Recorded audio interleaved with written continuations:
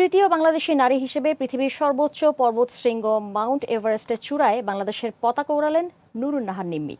Bangla mountaineering and trekking club জানায়, প্রতিকূল আবহাওয়ার কারণে স্বাভাবিকের চেয়ে বেশি সময় লাগলেও এর মাধ্যমে ১৪ বছর পর এভারেস্টের চূড়ায় উঠলেন কোনো বাংলাদেশি নারী। আরও জানাচ্ছেন তৌসিয়া ইসলাম।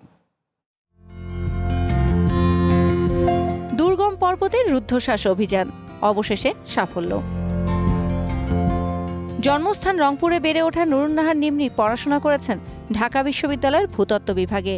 ২০০৬ সালে বিশ্ববিদ্যালয়ের প্রথম বর্ষে ফিল্ড ওয়ার্কে চন্দ্রনাথ পাহাড়ে গিয়ে পাহাড়ের প্রতি গভীর আকর্ষণ তৈরি হয় তার। পরে বিশ্ববিদ্যালয় জীবনের বড় একটা সময় কেটেছে বান্দরবানের পাহাড়ে ঘুরে।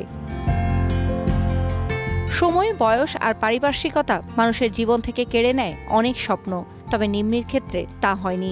একজন ব্যাংক কর্মকর্তা হয়েও পাহাড়ের প্রতি টান কমেনি তার।